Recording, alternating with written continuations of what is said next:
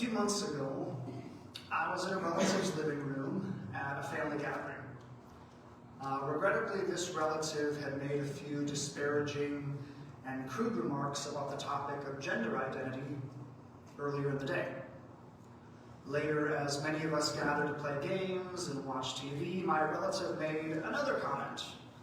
Something about how one of the only things that isn't permanent anymore is someone's gender.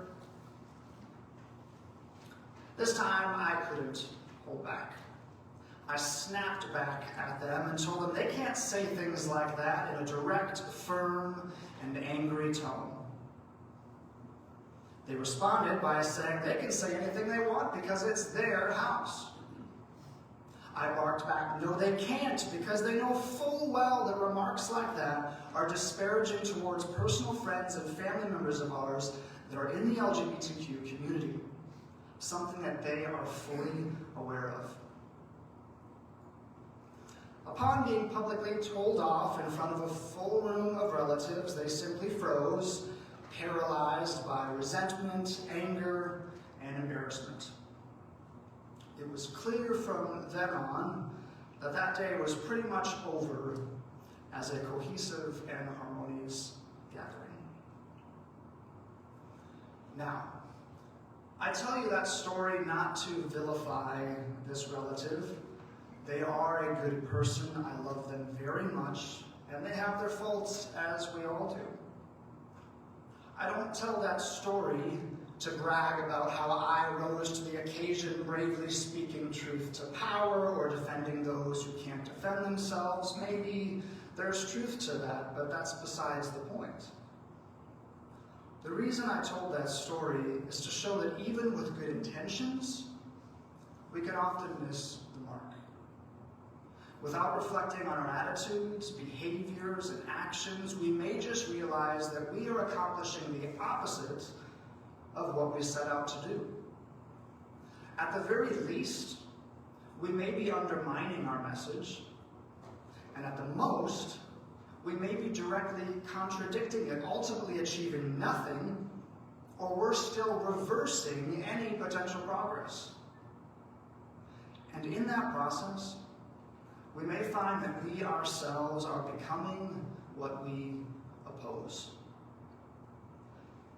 Now, in case this all sounds too vague or incoherent, let's try to flesh it out a little bit.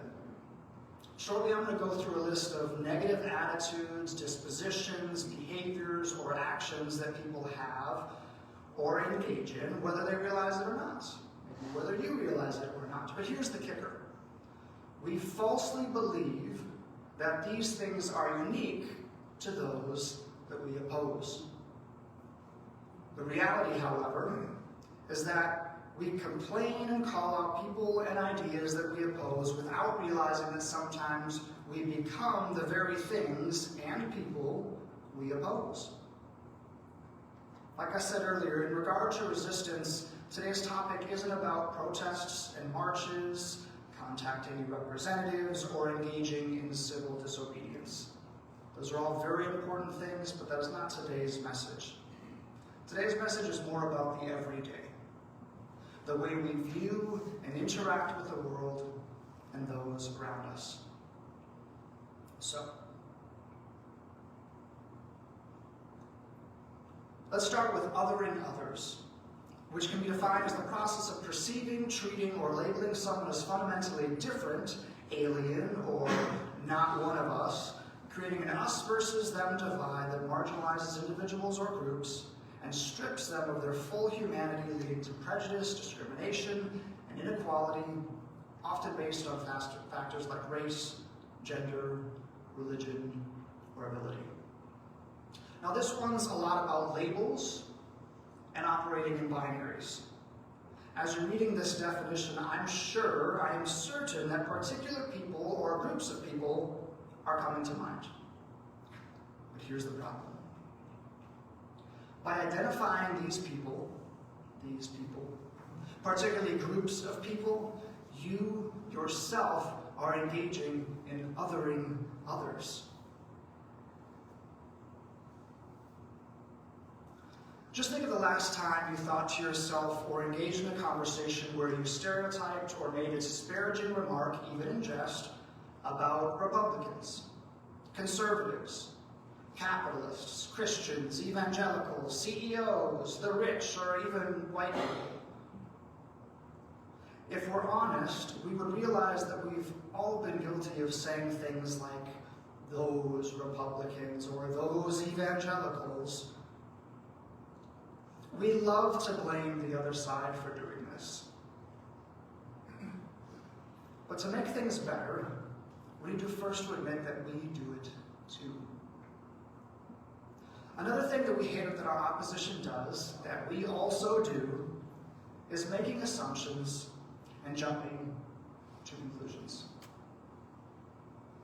We often assume the worst possible motivations and conclusions about those that we oppose. We judge a situation simply based on our emotional reactions rather than waiting for the facts to unfold. We don't give people the benefit of the doubt. And finally, we often arrive at conclusions based on no evidence other than the fact that we don't like or trust those involved. And if you doubt your own involvement in this type of thinking, just think of the last major news headline that you read about and recall how you initially responded to the news before reading or confirming any of the details. Next is siloing and seeking confirmation bias. One of life's realities is that we all like to be right, myself included. And we believe that we are on the good and hopefully the winning side, whatever that may mean in a given context.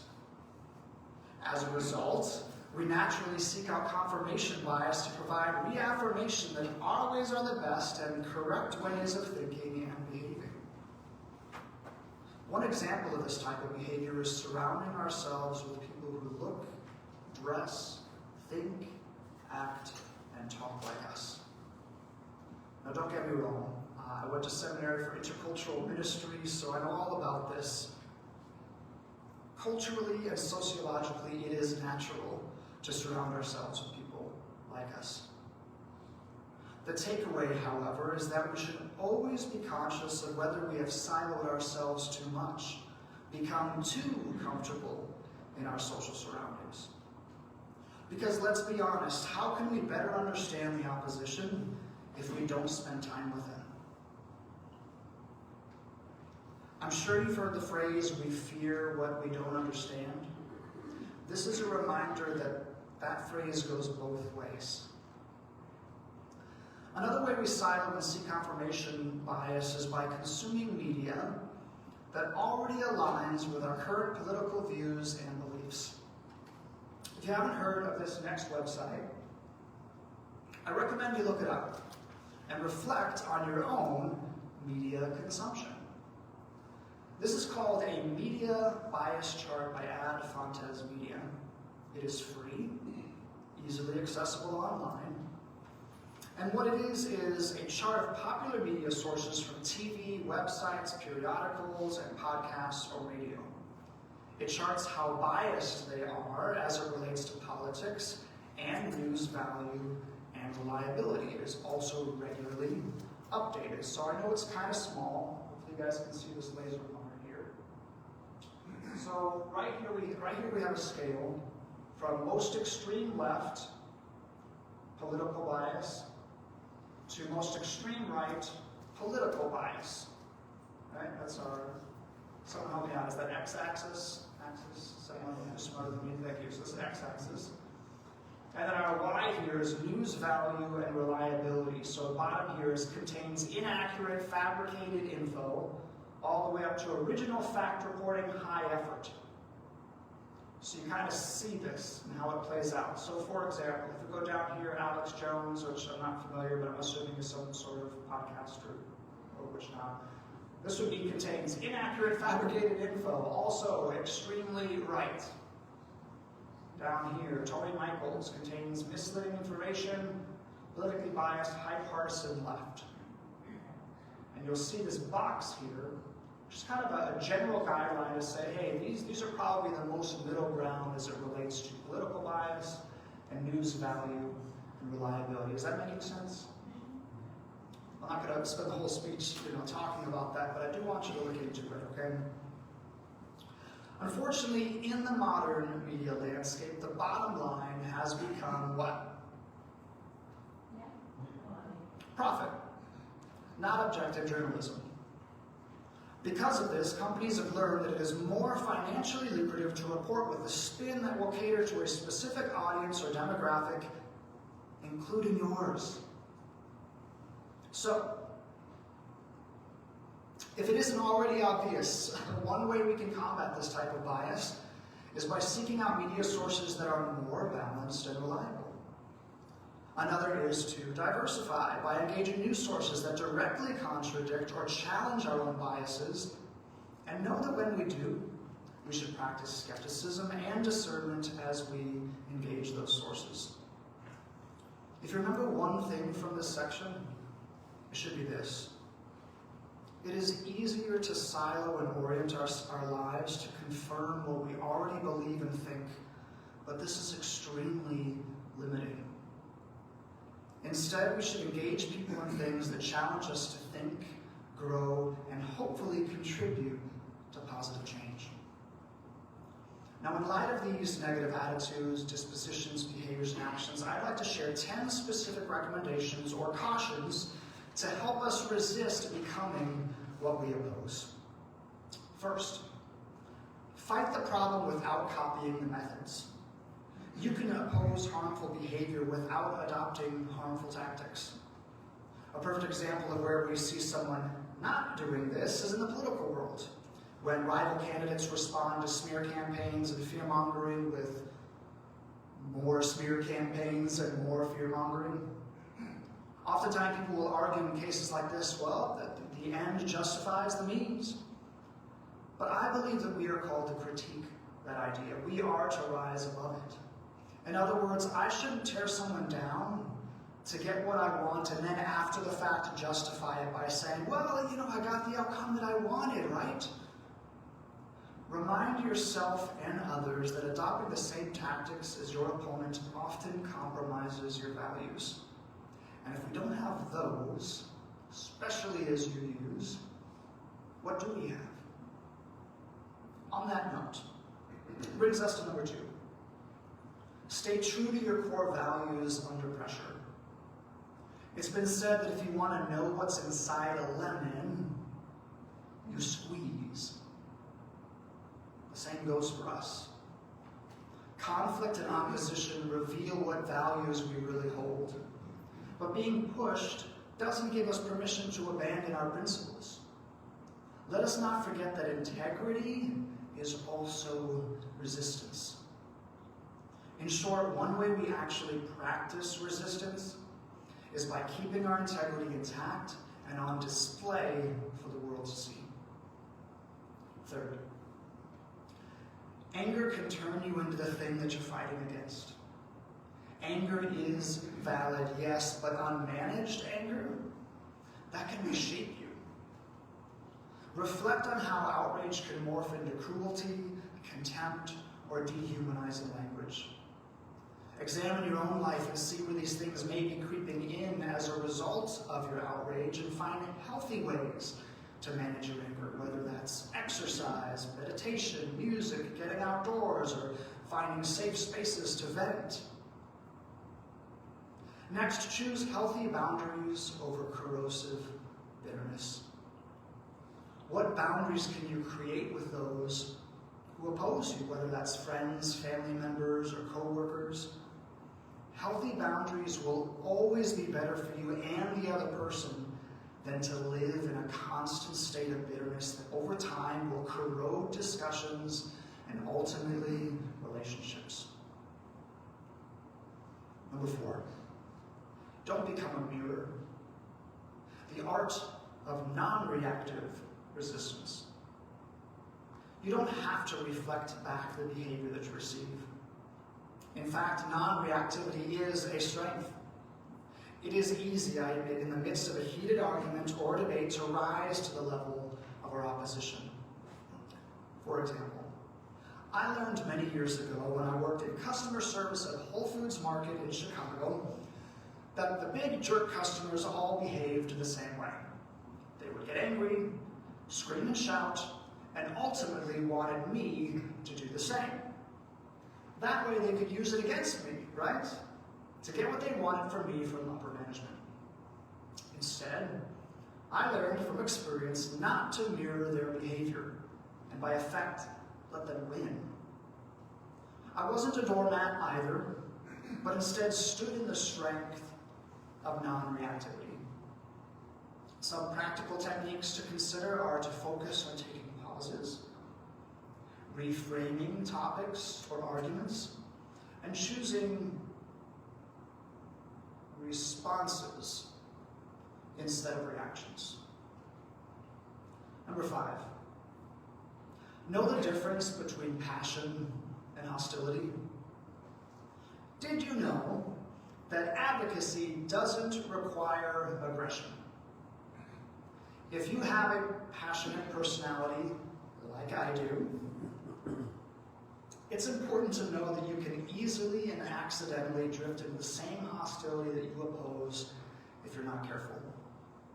To combat this, here are some tools for staying focused and grounded. Before you speak, engage in a body check. Passion lives in clarity, but hostility lives in the nervous system. Check in with yourself and see if you have a tight jaw, clenched fists, shallow breathing, or a racing heart. If present, pause. You're likely in hostility mode. Reframe it by reminding yourself, if my body is activated, my words won't be clean. Next, name the value, not the villain. Replace saying, they are X, Y, and Z with, what matters to me is, ... Hostility says they're ignorant and selfish. Passion says, I care deeply about fairness and shared responsibility. When we name the value and not the villain, it keeps the passion focused on purpose rather than people. And finally, use the intent test. If your goal is domination, you have crossed into hostility. Ask yourself, am I trying to be understood, or am I trying to win? Would I say this the same way if the other person were calm and curious? By engaging this test, it will clarify whether you're advocating or attacking. Number 6, choose your battles without losing yourself. Not every conflict deserves your energy. Which ones are nearest and dearest to your heart, and which ones do you have the capacity to engage? There are many injustices and inequalities happening all around us, but we cannot do it all. We need to practice prioritization so that we aren't overcome by the heavy weight of everything, everywhere, all at once. This is another place where healthy boundaries are our friend, and also act as a form of resistance. Number 7, when righteous indignation becomes self-righteousness. Now I'll admit, this one is hard for me. If we're not careful, believing that you're right can turn into believing that you're superior. And here's the thing. I can have the best word choice, the most convincing arguments, but if my tone, my body language, my interactions with others are communicating superiority, I know from experience that I'm not going to be truly heard or received well by others. If you're not sure if this is something that describes you, look for these warning signs. Are you becoming condescending, dismissive, dogmatic? Practice staying humble while also staying firm. Number 8. Resist dehumanization in a dehumanizing culture. As we look around our nation today, dehumanization is running rampant. As I talked about earlier, this is a byproduct of othering others. And unfortunately, the byproduct of treating others as less than human is that you lose your own part of your own humanity in the process. Therefore, resist the impulse to caricature, stereotype, or mock the other side. And maintain dignity, not only for yourself, but also for others, especially with those that you disagree with. Number 9, disagree without becoming disagreeable. We all know that it is not fun to be in conversations with people who are constantly disagreeing or being contrarian to everything that comes out of our mouths. But we also don't want to be those people either. It's also important to know that civility and firmness are not mutually exclusive. They can coexist. In other words, don't believe the lie that civility is a form of weakness. You can, in fact, be strong without being hostile. Here are some suggested skills for constructive conflict. Practice curiosity. Ask lots of inquisitive and clarifying questions. Practice reframing your own statements, questions, or arguments, and ask others to do the same. Lastly, continue to practice those healthy boundaries. And finally, number 10, become the example that you wish the other side to be. Practice self-awareness. Lead with integrity, empathy, patience, and clarity. Influence through character rather than retaliation. Engage in my favorite, the lost art of nuance. Try not to live in binaries or absolutes. Things are rarely as black and white as we think they are. Avoid becoming simply another version of hate or unhelpfulness that is simply on the opposite side of the spectrum. In other words, a jerk on the far left is the same thing as a jerk on the far right. And remember that the medium is the message. Who you are and how you behave, interact, and communicate with others is way more powerful and truthful than any words that you can say. So, I've covered a lot in this message. It may feel like a fire hose, but let's bring it all together. Let's return to my story at the beginning. As you look at the list of 10 recommendations or cautions to help resist becoming what we oppose, what stands out to you with my story? What could I have done differently, or what could I do now after that type of interaction with that relative? In hindsight, I think my anger got the best of me, and I let my passion turn to hostility, ultimately ruining the immediate atmosphere of the gathering, but also the potential for productive conversation with this person in the future. I also think it would have been helpful to engage a body check.